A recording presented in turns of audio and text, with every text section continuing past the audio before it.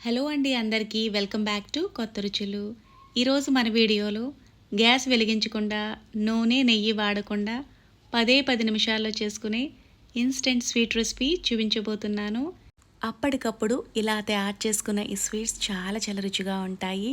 నోట్లో పెట్టుకుంటే చాలు వెన్నెలా కరిగిపోతాయి.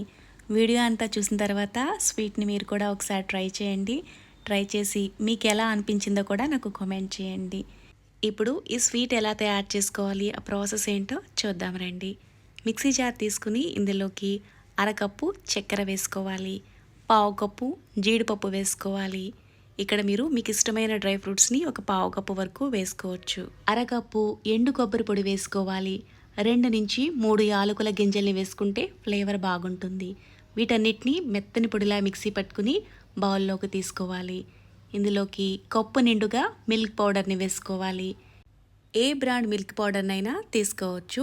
ఇలా అంతా కలిసేట్టుగా ముందుగా వీటిని బాగా మిక్స్ చేసుకోవాలి. ఇందులో కొబ్బరి వేసాం కాబట్టి కొబ్బరిలో ఆయిల్ ఉంటుంది. ఇలా చేత్తో ప్రెస్ చేసుకుంటే ఇలా చిన్నగా ఉండలా కూడా అవుతుంది.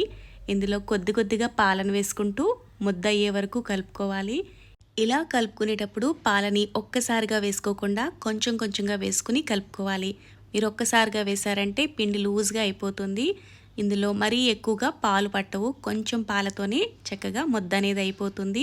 మీకు లూజ్ అయింది అనిపిస్తే కనుక కొద్దిగా పాల పొడినైనా కొబ్బరి పొడినైనా ఎక్స్ట్రా వేసుకుని కలుపుకోవచ్చు.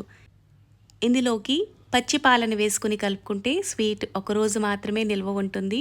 కాచి చల్లార్చిన పాలను వేసుకుని కలుపుకుంటే స్వీట్ 4-5 రోజుల వరకు ఫ్రెష్గా ఉంటుంది. ఇలా అంతా కలిసేటట్టు బాగా మిక్స్ చేసుకున్న తర్వాత చాపింగ్ బోర్డ్పై వేసుకుని రోల్ లాగా చేసుకుని 2 భాగాలుగా తీసుకుని ఒక భాగాన్ని బౌల్లోకి వేసుకోవాలి. ఇందులోకి కొద్దిగా చాక్లెట్ పొడి వేసుకుంటే చాక్లెట్ ఫ్లేవర్తో బాగుంటుంది. ఇక్కడ మీరు కావాలనుకుంటే చాక్లెట్ పొడికి బదులుగా కొంచెం అంత ఫుడ్ కలర్ని కూడా వేసుకున్న డబల్ కలర్లో స్వీట్ చాలా బాగుంటుంది. ఇక్కడ చాక్లెట్ పొడి వేసాను కాబట్టి నేను ఫుడ్ కలర్ అయితే వేయట్లేదు. సన్నగా చాప్ చేసుకున్న డ్రై ఫ్రూట్స్ని ఇలా 2 నుంచి 3 టేబుల్ స్పూన్ల వరకు వేసుకుని ఇవన్నీ కలిసినట్టుగా బాగా మిక్స్ చేసుకోవాలి. చాక్లెట్ పొడిని ఇదంతా కలిసినట్టుగా బాగా మిక్స్ చేసుకున్న తర్వాత ఇప్పుడు ఈ స్వీట్ని చాపింగ్ బోర్డ్పై వేసుకుని పొడవుగా రోల్ చేసుకోవాలి.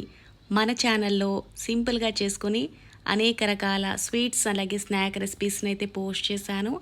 ఇంట్రెస్ట్ ఉన్న వాళ్ళు ఛానల్లో మిగతా వీడియోలను కూడా చూసి నచ్చితే లైక్ చేసి ఛానల్ని సబ్స్క్రైబ్ చేసుకోగలరు. ఇలా రోల్ చేసుకున్న తర్వాత ఈ చాక్లెట్ రోల్ని కాసేపు పక్కకు పెట్టుకోవాలి. ప్లెయిన్గా ఉంచుకున్న స్వీట్ని ఇలా ఉండలాగా చేసుకుని బటర్ పేపర్పై వేసుకుని చపాతీలు చేసే కర్రతో ఇలా ఒత్తుకుంటే చక్కగా ఇలా చపాతీలాగా అవుతుంది. మరీ పలుచగా కూడా ఒత్తుకోకర్లేదు. ఇలా కొంచెం మందంగా ఒత్తుకున్నా సరిపోతుంది. ఇప్పుడు ముందుగా రెడీ చేసి పెట్టుకున్న చాక్లెట్ రోల్ని ఇందులోకి పెట్టుకుని ఫోల్డ్ చేసుకోవాలి. ఇలా బటర్ పేపర్తో కవర్ చేసుకుంటూ ఫోల్డ్ చేసుకోవాలి. ఇలా చేసుకున్న తర్వాత ఈ స్వీట్ని తిరిగి చాపింగ్ బోర్డ్పై వేసుకుని అంచుల్ని చేతి వేళ్లతో ఇలా సరి చేసుకుని ఇలా పూర్తిగా సెట్ చేసుకున్న తర్వాత తిరిగి బటర్ పేపర్పై వేసుకుని ఫోల్డ్ చేసుకుని ఫ్రిడ్జ్లో ఒక 10 నిమిషాల పాటు పెట్టుకుని తీసుకుంటే స్వీట్ అనేది చక్కగా సెట్ అయిపోతుంది. వీటిని మీకు నచ్చిన షేప్లో కట్ చేసుకుని అయితే తీసుకోవచ్చు. నేనైతే ఇక్కడ 1 ఇంచ్ పీసెస్ కింద కట్ చేసుకుని తీసుకుంటున్నాను. ఇలా సింపుల్గా తయారు చేసుకున్న ఈ స్వీట్స్ చాలా బాగుంటాయి. నోట్లో పెట్టుకుంటే చాలు వెన్నెలా కరిగిపోతాయి. స్వీట్ షాప్ స్టైల్లో చాలా రుచిగా ఉండే స్వీట్స్ని ఇన్స్టెంట్గా 10 నిమిషాల్లో తయారు చేసుకోవచ్చు.